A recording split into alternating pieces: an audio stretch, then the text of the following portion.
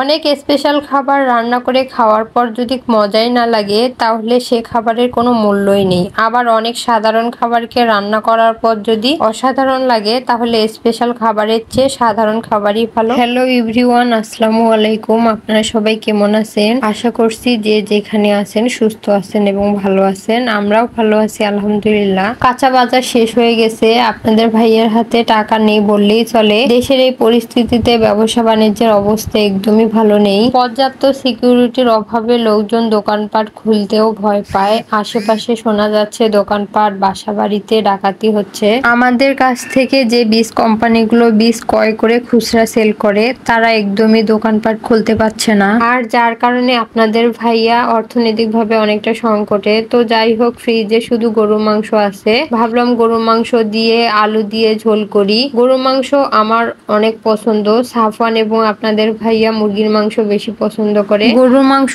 পছন্দ করে, তবে মুরগির তুলনায় কিছুটা কম। আমি সবসময় গরুর মাংস হাতে মেখে রান্না করি, আর এভাবে গরুর মাংস রান্না করলে এর স্বাদ যেন মুখে লেগে থাকে। প্রেসারে মাংস রান্না করলে খুব তাড়াতাড়ি রান্না হয় আর সময়ও অনেক সেভ হয়, আর তাই ভাবলাম প্রেসারেই উঠিয়ে দেই। তো যাই হোক, প্রেসারে মাংসগুলো দিয়ে তারপর সবগুলো মশলা একসাথে মিক্স করে নিচ্ছি। আমার শাশুড়ি মা বলে সব সময় মাংসের সাথে মশলা এমন ভাবে মিক্সড করে নিবা যে মাংস অর্ধেকটাই এখানে রান্না হয়ে যাবে। মশলার সাথে মাংসগুলোকে ভালোভাবে মিক্সড করে আমি 20 মিনিটের জন্য মাংসগুলোকে মেরিনেট হতে দিয়েছিলাম। 20 মিনিট পর ফিরে এসে এই তো মাংসগুলো চুলায় চাপিয়ে দিলাম। প্রেসারের 5-6টা সিজ দিতে হবে। প্রেসারে যখন 5-6টা সিজ দিবে তখন প্রেসারের ঢাকনাটা খুলে তারপর কিছুটা আরো কষিয়ে নিতে হবে। মাংস কষানোর উপর মাংসের স্বাদ নির্ভর করে। এরপর আলুর টুকরোগুলো দিয়ে দিলাম। আমাদের বাসায় সবাই মাংস দিয়ে আলু খেতে পছন্দ করে। দেখা যায় মাংস থেকে যাবে কিন্তু আলুগুলো শেষ হয়ে যাবে, এতটা পছন্দ করে।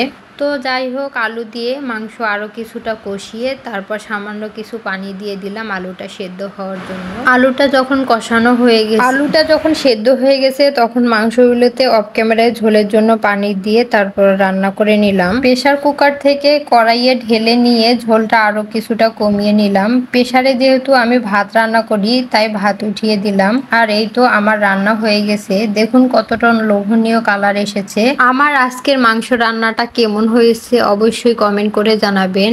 আর আমার ভিডিওর কোনো অংশ যদি আপনাদের কাছে একটুও ভালো লেগে যায় তাহলে প্লিজ একটা লাইক দিয়ে ভিডিওটা বেশি বেশি করে শেয়ার করে দিবেন। তো ধন্যবাদ সবাইকে। আসসালামু আলাইকুম।